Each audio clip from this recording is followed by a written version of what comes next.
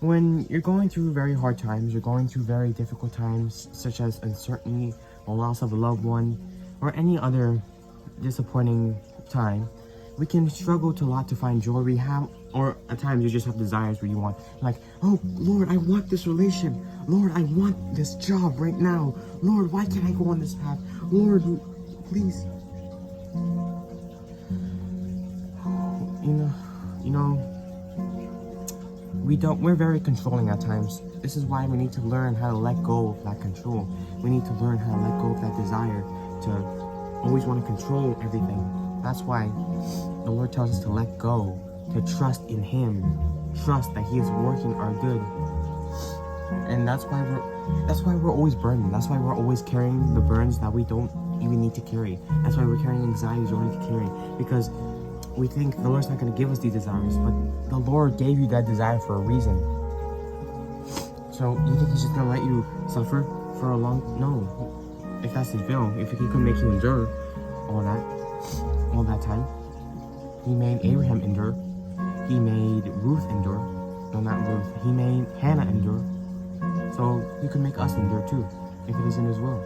Sometimes it could be fast. Sometimes it could be long waiting. Who knows? The Lord knows best.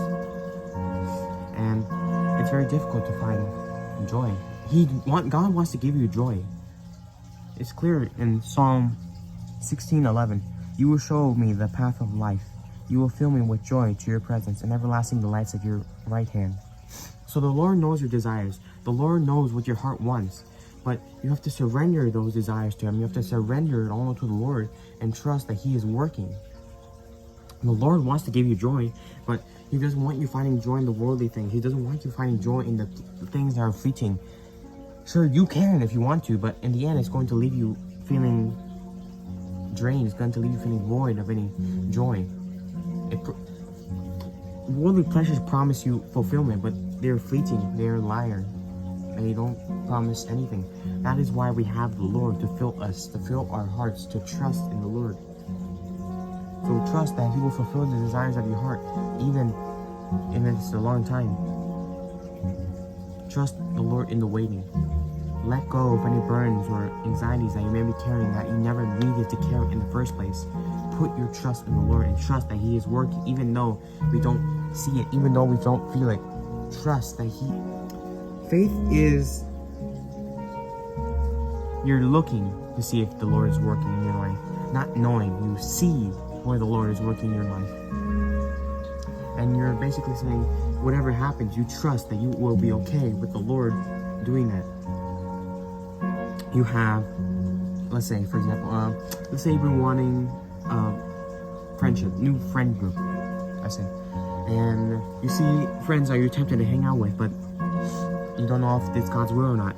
You have to wait, pray, and ask God, ask the Lord, if it is His will to hang out with these people. And if it is not His will, then you'll be okay that He has something better, that He always knows what is best. Trust the Lord. Trust that He is working. I don't want to rant on too much because I feel like I've been doing that lately. But basically, surrender it to Him. Surrender your burdens and surrender your heart. And trust that the Lord will fulfill the desires of your heart in His timing. This life isn't about us, it's about God. So trust that the Lord's will, God's will. Trust that it already has all of it out. You don't need to fit your desires in. You just have to trust that God is working.